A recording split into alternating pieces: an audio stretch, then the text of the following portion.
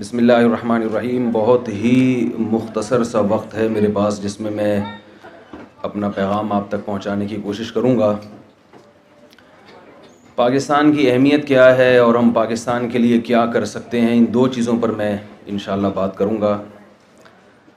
آپ کے دل میں اگر پاکستان کی اہمیت ہوگی تو پھر آپ اس کے لیے کچھ کرنے کا بھی سوچیں گے، اگر اہمیت نہیں ہے تو آپ اس کے لیے سوچیں گے نہیں، اپنی ذات کی حد تک اپنے آپ کو محدود رکھیں گے. آپ سب حضرات کو یہ بات معلوم ہے کہ پاکستان اسلام کے نام پہ بنا ہے، اور پاکستان کا اسلام سے رشتہ اتنا گہرا ہے کہ اتنا میرا اور آپ کا رشتہ نہیں ہے. آپ یہ بات سن کے حیران ہوں گے کہ یہ کیسی بات کر رہا ہوں میں. کوئی بھی شخص جو مسلم ہے اگر وہ غیر مسلم بننا چاہے تو دنیا کی کوئی طاقت اسے روک نہیں سکتی، اس کے خلاف کوئی کیس نہیں ہوتا.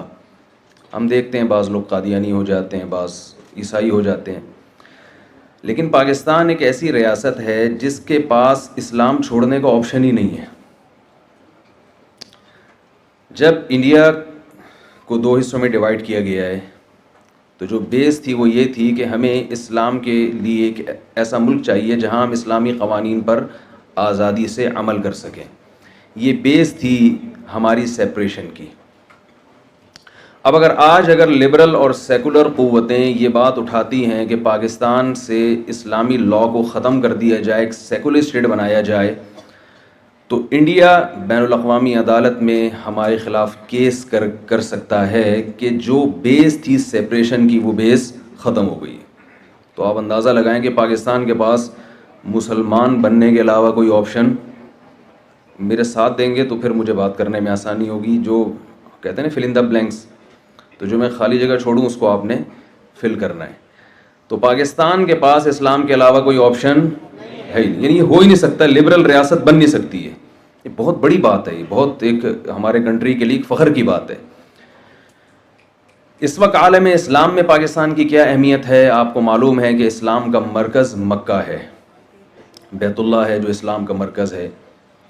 اور اس وقت میری ایک پریزنٹیشن ہے، یوٹیوب پہ آپ سرچ کر سکتے ہیں. 14 اگست میں 2-4 سال پہلے میں نے پیش کی تھی. اس میں پورے اعداد و شمار سے میں نے بتایا تھا کہ اس وقت پاکستان کی کیا ویلیو ہے اسلامی دنیا میں. اسرائیل گریٹ اسرائیل کے نام سے ایک بہت بڑی ریاست قائم کرنا چاہتا ہے جس میں مکہ اور مدینہ بھی ہے. اسرائیل نے جو نقشہ بنایا ہے اس میں مکہ اور مدینہ بھی شامل ہے. اور اسرائیل اگر سعودی عرب پہ یا مکہ پہ قبضہ کرنا چاہتا ہے تو اسے 1 ہفتہ لگے گا اس کے ٹینکوں کو مکہ پہنچنے میں. اور آپ کو معلوم ہے کہ عربوں میں اس کا مقابلہ کرنے کا دم، شکر ہے آپ لوگ بولے کچھ، عربوں میں اس کا مقابلہ کرنے کا دم نہیں، کسی چیز کا بھی دم نہیں ہے، اور ان کا مقابلہ تو دور کی بات. یہ پاکستان آرمی ہے جس کی وجہ سے اب تک سعودی عرب اور مکہ اسرائیل کے شر سے بچا ہوا ہے. اور اس وقت پاکستان آرمی کئی اسلامی ملکوں کی افواج کو ٹریننگ دے رہی ہے جس میں سعودی عرب سر فہرست ہے. تو یہ ہمارے ملک کے لیے ایک بہت فخر کی بات ہے کہ ہم حرمین کے محافظ ہیں. پاکستان آرمی اسلامی ملکوں میں اس وقت دوسرے نمبر پہ سب سے زیادہ پاورفل آرمی ہے ترکی کے بعد. افرادی قوت کے لحاظ سے ترکی سے بھی آگے ہے، لیکن اسلحے کے لحاظ سے ترکی سے دوسرے نمبر پر ہے. لیکن ایٹمی پاور ہونے کے لحاظ سے آپ کو معلوم ہے کہ کوئی دوسری اسلامی ریاست اس وقت ایٹم بم نہیں رکھتی.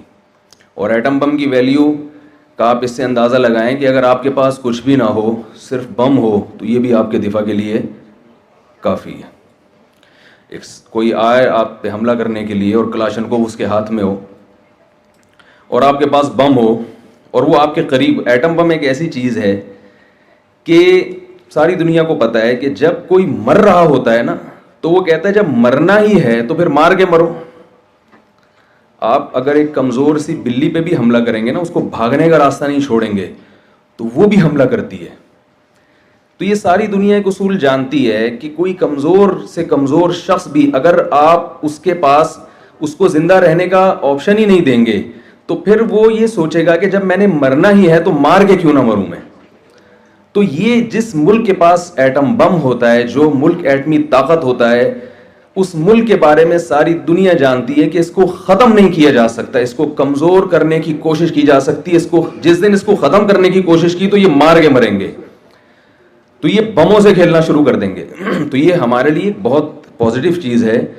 اور الحمدللہ پاکستان نے, ہم بہت سارے اپنے شعبوں کو دیکھتے ہیں اور مایوس رہتے ہیں کہ یار کوئی بھی ہمارا, تو آپ کو معلوم ہے کہ پاکستان میں کوئی بھی ایسا ادارہ نہیں ہے جو صحیح طرح سے کام کر رہا ہو, لیکن الحمدللہ ہم عسکری لحاظ سے اپنے پاؤں پہ کھڑے ہو چکے ہیں. پاکستان نے جو GF طیارہ بنایا ہے وہ پاکستان کی اپنی پروڈکٹ ہے, اور جو گن ہے ابھی جو اسرائیل کے پاس, میرے ذہن سے اس کا نام نکل, شارٹ گن شاید اس کو کہتے ہیں, وہ گن کیا کرتی ہے کہ جیسے آپ کا ہدف اگر گلی کے اس پار ہے, یعنی آپ کو اپنا دشمن نظر نہیں آ رہا, تو اس کی جو یعنی آپ اس یعنی 90 کے اینگل سے بھی اس پہ آپ نشانہ لے سکتے ہیں. یہ اسرائیل کے بعد پاکستان آرمی کے پاس ہے اور یہ خود بنائی ہے.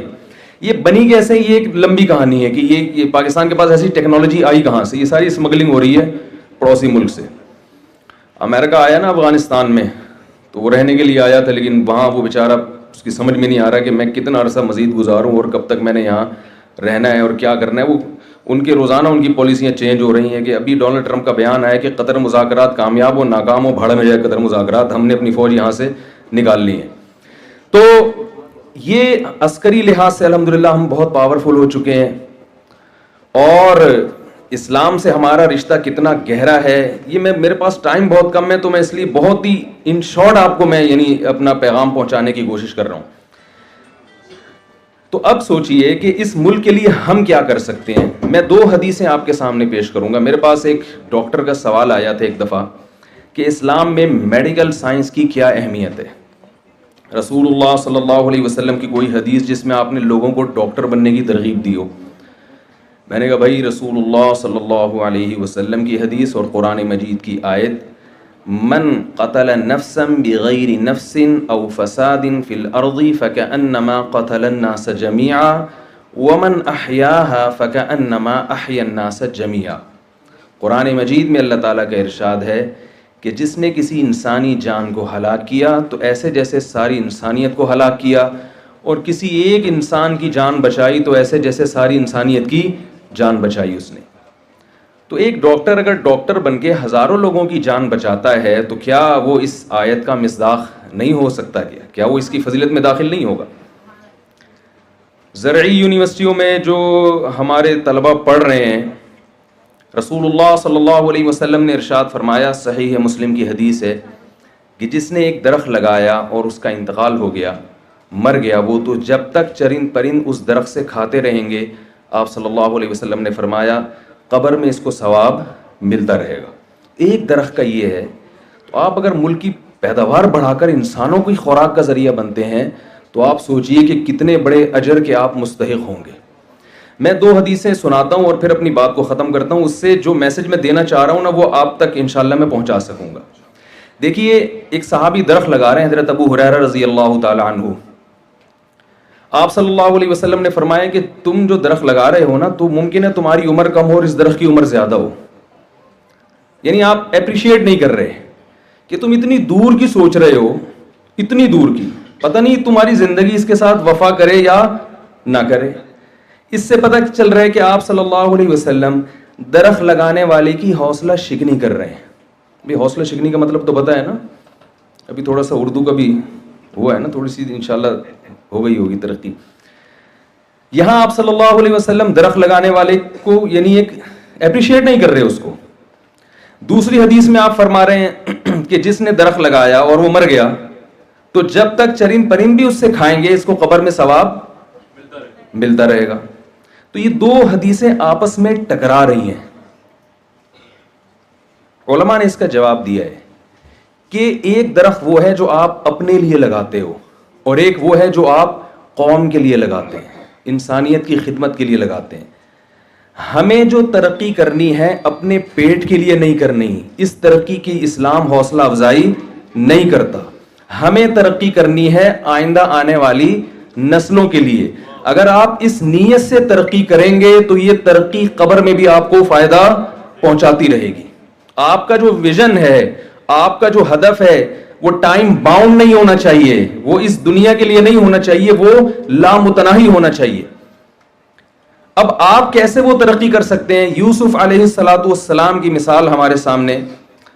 یوسف علیہ السلام نے ایک خواب سنایا تھا بادشاہ کو, خواب کی تعبیر بتائی تھی. بادشاہ سو رہا تھا, اسے خواب آیا کہ میں نے دیکھا کہ 7 موٹی موٹی گائیں 7 پتلی گایوں کو کھا رہی ہیں. تو بادشاہ سلامت جب صبح اٹھے, مصر کی بات ہے, یہ 4-5 ہزار سال پرانی تاریخ. تو بادشاہ سلامت جب صبح اٹھے ہیں تو انہوں نے اپنے درباریوں کو بلایا. قرآن کی یہ آیتیں ہیں جو میں آپ کے سامنے بیان کر رہا ہوں. بادشاہ نے کہا انی ارا 7 بقرات سمان یاکلہن 7 عجاف و7 سنبلات خضر واخر یابسات یا ایھا الملأ افتونی فی رؤیایا ان کنتم للرؤیا تعبرون. میں نے دیکھا 7 گندم کے تر و تازہ خوشے, وہ 7 خوشوں کو کھا رہے ہیں اور موٹی موٹی گائیں کھا رہی ہیں پتلی پتلی گایوں. تو اس نے اپنے سارے وہ اجلاس بلایا اور کہا کہ مجھے اس خواب کی تعبیر بتاؤ. وہ بیچارے سر جوڑ کے بیٹھ گئے کہ موٹی گائیں پتلی گائیں یہ کچھ سمجھ میں آنے والی چیز نہیں ہے. جب کسی انسان کو کوئی چیز نہیں آتی نا تو وہ سوال پوچھنے والے ہی کا مذاق اڑانا شروع کر دیتا ہے. تو انہوں نے کہا اضغاث احلام, بادشاہ سلامت یہ کچھ پراگندہ خیالات ہیں, اصل میں آپ سارا دن حکومتی کاموں میں مصروف رہتے ہیں, بغاوت کے خطرے, تو وہ مختلف منتشر خیالات خواب بن کے آپ کے سامنے آ گئے, موٹی گائیں پتلی گائیں یہ سب چیزیں, کوئی مطلب نہیں ہے اس کا. اچھا خواب ہوتا تو ہم تعبیر بتاتے. یوسف علیہ السلام کو بتایا گیا, یوسف علیہ السلام نے خواب کی تعبیر بتائی کہ عن قریب ملک میں قحط پڑنے والا ہے, 7 سال شدید قحط رہے گا اور وہ پورے ملک کی معیشت کی ایسی کی, شکر ہے آپ لوگ بولے, ایسی کی تیسی کر دے گا, بیڑا غرق ہونے والا ہے. لہذا ابھی سے اگلے 7 سالوں کے لیے گندم کو اسٹور کرنا شروع کر دیں. پوری دنیا میں قحط پڑے گا, پوری دنیا یہاں آئے گی لینے کے لیے, تو آپ نے اسٹاک کرنا ہے اپنے لیے بھی اور دنیا کے لیے بھی. اس کا فائدہ یہ ہوگا کہ آپ فروخت کریں گے تو آپ کی معیشت اور مضبوط ہوگی. بادشاہ نے بلایا, بڑا خوش ہوا بادشاہ کہ یار یہ تو ہمیں بڑی تباہی سے بچایا. تو بادشاہ نے کہا کہ آپ مانگیے, کیا مانگتے ہیں. یہ بہت اہم پوائنٹ ہے جو میں آپ سے ذکر کر رہا ہوں, بس یہ تھوڑی دیر آپ توجہ کے ساتھ سنیے. بادشاہ نے کہا کہ آپ کو کیا چاہیے, ظاہر ایک صحیح خواب بتایا نا کہ آپ مانگے, کیا مانگتے ہیں. اب آپ بتائیے میں اور آپ ہوتے تو ہم اپنے ویژن کو سامنے نہ رکھتے, ہم اپنے پیٹ کو سامنے رکھتے. ہم کہتے بادشاہ سلامت میں بہت بڑا بزرگ ہوں, میں نے آپ کو صحیح تعبیر بتا دی, کوئی بھی نہیں بتا رہا تھا, تو 20 بکرے آپ میرے لیے کاٹتے ہیں. ایسا ہی ہوتا نا, جو روحانی عامل ٹوپی ڈرامے بیٹھے ہیں یہی کرتے ہیں نا, اتنے بکرے کٹوا دیے, اتنے مرغے کٹوا دیے. یا ہم یہ کہتے ہیں کہ بحریہ ٹاؤن میں ایک پلاٹ دلوا دیں آپ, یہ ایک پورا بحریہ ٹاؤن ہی بنوا دیں میرے لیے الگ سے. جب بادشاہ ہے تو پھر ایک پلاٹ سے کیا ہوتا ہے. یہ ہے ہماری سوچ جس کی وجہ سے ہمارا ملک تباہی کی طرف جا رہا ہے. یوسف علیہ السلام نے فرمایا اجعلنی علی خزائن الارض, مجھے وزیر خزانہ بنا دیں. بہت مشکل ہے سمجھانا. رضا بھائی پولیس تو نہیں بلوانی پڑے گی نا سمجھانے کے لیے. کیا فرمایا, مجھے وزیر خزانہ. دیکھیں یہ بھی نہیں کہہ رہے مجھے کچھ نہیں چاہیے, مجھے ایک مسجد بنا کے دے دو, وہاں میں امامت کروں اور اپنے نماز روزہ پڑھوں, ایک عبادت, میں تو پیغمبر ہوں, مجھے کیا وزیر خزانہ سے اور یہ سب چیزیں مجھے نہیں چاہیے. نا نا نا نا, موقع, ترقی کا موقع ہاتھ سے جانے نہیں دے رہے, وزارت چاہیے. اور آگے فرمایا کیوں, پہلے یہ میں بتا دوں کیوں وزارت چاہیے. اس لیے کہ یوسف علیہ السلام یہ بات جانتے تھے کہ اس ملک میں کچھ وقت کے بعد جتنی ویلیو وزیر خزانہ کی ہوگی اتنی ویلیو کسی اور کی, یار بول تو لیا کریں نہیں ہوگی. مجھے تاکہ مجھے پتہ چلے نا کہ آپ لوگ میرے ساتھ ہیں. وہ یہ جانتے تھے کہ کچھ وقت کے بعد جتنی ویلیو وزیر خزانہ کی ہوگی اتنی ویلیو کسی اور کی نہیں ہوگی. بھائی جب ملک کی معیشت تباہ ہوتی ہے تو سب سے زیادہ ویلیو کس کی بڑھتی ہے, جو ماہر معیشت ہے نا, کہ یار یہ کیسے کنٹرول کرے گا. یوسف علیہ السلام جانتے تھے کہ جب لوگ میرے محتاج ہوں گے تو پالیسی کس کی ہوگی, کس کی چلے گی. بھائی جس کے لوگ محتاج ہوتے ہیں پالیسی ہمیشہ اس کی چلتی ہے. تو جو میں کہوں گا پھر وہ ہوگا. اور وہ جانتے تھے کہ میں اچھا کہوں گا, میں ملک کے لیے برا. میں انسانیت کے لیے, ملک کے لیے برا نہیں سوچوں گا. یوسف علیہ الصلوۃ والسلام نے وزارت مانگی ہے اور اس کی دلیل یہ دی, انی حفیظ علیم. وزیر خزانہ میں 2 صفات کا ہونا ضروری ہے جو آج کل ہمارے وزراء میں نہیں ہوتی. نمبر 1, حفاظت کرنا جانتا ہو, ملک کی جو بیت المال ہے نا اس کی حفاظت کرنا جانتا ہو, خائن نہ ہو. نمبر 2, علیم, اکنامکس کا ماہر ہو, علم جانتا ہو یہ کہ کتنا اسٹور کرنا ہے اور کتنا تقسیم کرنا ہے, یعنی اس کو ڈیوائڈ کیسے کیا جائے گا, اس میں معیشت میں توازن کیسے پیدا ہوگا. یہ علم اللہ نے یوسف علیہ السلام کو معجزاتی طور پر عطا کیا تھا. اس سے ہمیں پتہ چلتا ہے کہ پیغمبر وزارت چاہتے بھی ہیں اور علم کی اہمیت بھی بیان کر رہے ہیں کہ اکنامکس کے علم کی شریعت میں بہت زیادہ اہمیت ہے. اتنی اہمیت کہ اللہ نے پیغمبر کو معجزے کے طور پر کون سا علم عطا کیا ہے, اکنامکس کا علم, تاکہ وہ ملک کے خزانے اپنے ہاتھ میں لیں اور اس کو پھر صحیح طرح سے ڈیوائڈ کر سکیں. اور یہ چیز بالآخر یوسف علیہ السلام کے بادشاہ بننے کا سبب اور ذریعہ بنی ہے. تو اس میں ہمیں یہ سبق ملتا ہے کہ پیغمبروں کا نہ ہمیں اسلام ترقی سے روکتا ہے, نہ ہمیں اسلام ایجوکیشن سے روکتا ہے. اسلام ہمیں کہتا ہے کہ آپ ترقی بھی کریں, تعلیم بھی حاصل کریں, مگر آپ کی نیت کیا ہونی چاہیے, اپنا پیٹ اور اپنی جائیدادیں بنانا, اپنی ذات نہیں ہونی چاہیے, بلکہ آپ کا مقصد ملک اور قوم کی خدمت ہونی چاہیے. اس خدمت کے تحت آپ پیسے بھی کما لیں, اس میں کوئی حرج نہیں ہے. یوسف علیہ السلام جب بادشاہ بنے تو لائف اسٹائل بھی تو چینج ہوا ہوگا نا ان کا, ظاہر ہے بادشاہوں والا ان کا لائف اسٹائل ہو گیا, اس سے منع نہیں کیا ہمیں. لیکن حضرت یوسف علیہ السلام نے مصر کی حکومت اپنے ہاتھ میں لے کے ہمیں یہ بتایا ہے کہ ہمیں ان تمام تر عہدوں پر پہنچنا پڑے گا جن عہدوں کے پر کو حاصل کرنے کے بعد ملک کی تقدیریں اور ملک کی باغ ڈور ہمارے ہاتھ میں ہوگی اور پھر ہم ملک کو صحیح طرح سے چلائیں گے. میں ایک واقعہ سنا کے اپنی بات ختم کرتا ہوں. لاہور میں ہمارے ایک دوست کا میرے پاس فون آیا, انہوں نے بتایا کہ لاہور میں جو ہائی کورٹ کے جج نے ایک بڑا غلط فیصلہ کیا اور اتنے پیسے کھا گیا وہ جج, اور یہ کیا اور وہ کیا, اور مجھے انہوں نے بتایا کہ مفتی صاحب آپ اس جج کے خلاف تقریر کریں. میں نے کہا تاکہ تقریر کے بعد میں کہوں پھر مجھے بھی کچھ پیسے کھلانے پڑیں اس کو. وہ ایک واقعہ ہے نا کہ وہ ایک بھائی وکلا بیٹھے ہیں, بہت معذرت ہے آپ لوگوں کے علاوہ کی بات ہو رہی ہے, ججز بھی بیٹھے ہیں وکلا بھی بیٹھے ہیں, ان ججز اور وکلا کے علاوہ کی بات کر رہا ہوں میں. وہ ایک موکل نے جج صاحب سے کہا نا کہ وکیل نے جج صاحب سے کہا کہ میرا جو موکل ہے اس کے جو دلائل ہیں وہ قانون کی کتاب کے صفحہ نمبر فلاں پہ ہیں. تو جج صاحب نے وہ بک کھولی تو اس پہ 5,000 کا نوٹ. تو جج نے کہا ایسے 4 ثبوت اور چاہیے, ایسے 4 ثبوت اور چاہیے. اب دیکھیے جج کا عہدہ بھی بڑا مقدس ہے. داؤد علیہ الصلوۃ والسلام کو اللہ نے جج بنایا, یا داؤد انا جعلناک خلیفۃ فی الارض فاحکم بین الناس. داؤد علیہ السلام اللہ کے بہت محبوب پیغمبر تھے. اللہ فرماتے ہیں ہم نے آپ کو لوگوں کے درمیان فیصل بنایا ہے, جج بنایا ہے, آپ لوگوں کے درمیان انصاف کے ساتھ فیصلہ کریں. ولا تتبع الہوی, اور اپنی خواہشات کو فالو مت کریں. تو ہمیں ہر چیز کی رہنمائی ملتی ہے قرآن مجید میں. تو یوسف علیہ السلام, ہاں میں یہ عرض کر رہا تھا کہ وہ میرے پاس لاہور سے فون آیا تو وہ کہنے لگے کہ وہ ہائی کورٹ کے جج نے یہ کر دیا وہ کر دیا. میں نے کہا بھائی آپ دیکھو ججوں کو چینج نہیں کر سکتے. میں نے کہا آپ اگر ملک میں انقلاب لانا چاہتے ہو تو آپ ایک کام کرو کہ آپ یہ فیصلہ کرو کہ میرے جتنے بچے ہوں گے ان میں سے ایک کو میں ہائی کورٹ کا جج بناؤں گا, اور پہلے سے اس کی ٹریننگ شروع کر دو, پہلے سے پلاننگ شروع کر دو. بھائی کوئی گورنمنٹ کی طرف سے پابندی تو نہیں ہے نا کہ لاہور والے جج نہیں بن سکتے یا فلاں علاقے کے لوگ نہیں بن سکتے. وہ تو ابھی تک کسی حد تک تو میرٹ کی بیس پہ ہی چل رہا ہے. کچھ نہ کچھ تو ہوگا نا, یعنی چلو میرٹ کی بیس پہ 100% نہیں آتے تو 1% تو جائیں گے نا. اور یہ پہلے سے پلاننگ کرنا اولاد کے لیے یہ بھی قرآن سے ثابت ہے. حضرت مریم رضی اللہ تعالی عنہا, ان کی جو والدہ تھیں آل عمران کی زوجہ, ان کے ہاں بچے کی ولادت ابھی ہوئی نہیں ہے, بچہ ماں کے پیٹ میں ہے اور پہلے سے اس کی پلاننگ کر رہی ہیں.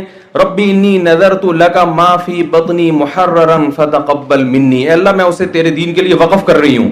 ابھی بچہ پیدا نہیں ہوا تو پتہ چلا کہ بچے کی پیدائش سے پہلے بھی اس کی پلاننگ کی جاتی ہے. ہمارے ہاں بچے پیدا ہو جاتے ہیں پھر بھی پلاننگ نہیں ہوتی. پیدا ہو کے بڑے ہو جاتے ہیں پھر بھی پلاننگ نہیں ہوتی. بچوں کی پلاننگ تو ہو رہی ہے کہ کتنے پیدا کرنے کتنے نہیں کرنے. پیدا ہونے کے بعد ان کی کوئی پلاننگ نہیں ہے کہ ہو گئے تو اب بنانا کیا اس کو. یہاں تک بھی نہیں ہو رہی کہ اس کو انسان کا بچہ بھی بنانے کے نہیں بنانا. وہ گٹکے کھا رہا ہے, وہ گٹر کے ڈھکنوں پہ بیٹھا ہوا ہے, وہ سگریٹ پی رہا ہے.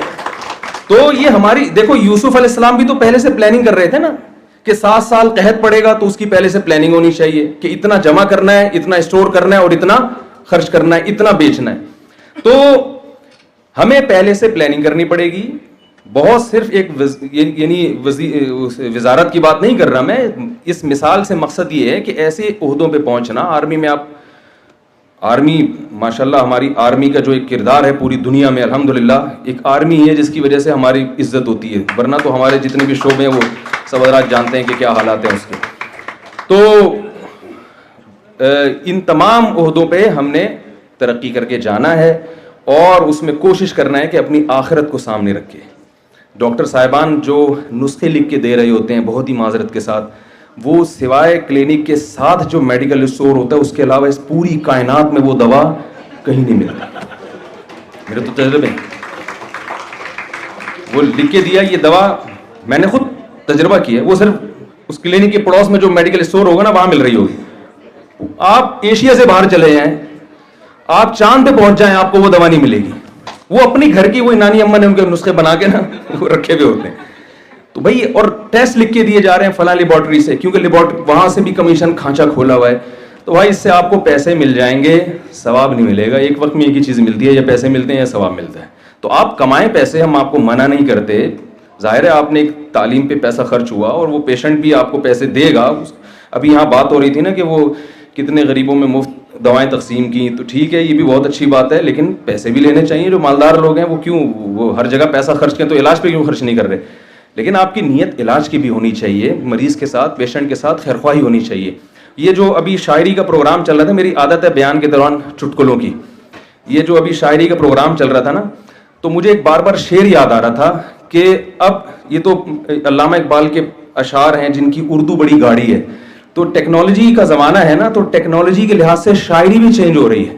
اچھا جو میسج میں دینا چاہتا ہوں وہ تو مل گیا نا آپ حضرات کو. بھائی ہر شعبے میں ترقی کرنی ہے, ملک کی باغ ڈور اپنے ہاتھ میں لینی ہے, اور مقصد کیا ہونا چاہیے, قوم کی خدمت. اس سے ہماری جب ایک درخت لگانے پر اتنا ثواب ہے تو انسانوں کی خدمت کرنے پر کتنا ثواب ہوگا. تو وہ ٹیکنالوجی چینج ہونے کے لیے ہو رہی ہے نا, تو شاعری بھی چینج ہو رہی ہے. پرانے زمانے میں بچپن میں نے کوئی گانا سنا تھا, اس کے ایک شعر تھا, کوئی حسن حاضر ہے محبت کی سزا پانے کو, کوئی پتھر سے نہ مارے میرے دیوانے کو. یعنی شاعر کہہ رہا ہے کہ وہ محبوبہ کہہ رہی ہے کہ بھائی یہ میرا قصور نہیں ہے, یہ تو سوری یہ عاشق کا قصور نہیں ہے, تو میرا قصور ہے کہ میں اتنی حسینہ ہوں جس کی وجہ سے یہ دیوانہ ہو گیا, لوگ اس کو کوٹنے, تو مجھے کوٹو. اس کو کسی نے چینج کیا ہے ٹیکنالوجی کے لحاظ سے نا, کہ کوئی پتھر سے نہ مارے میرے دیوانے کو, بم کا زمانہ اڑا دو سارے کو.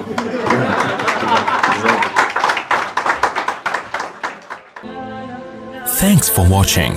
Don't forget to like, comment, share and subscribe to Mufti Tariq Masood, famous scholar.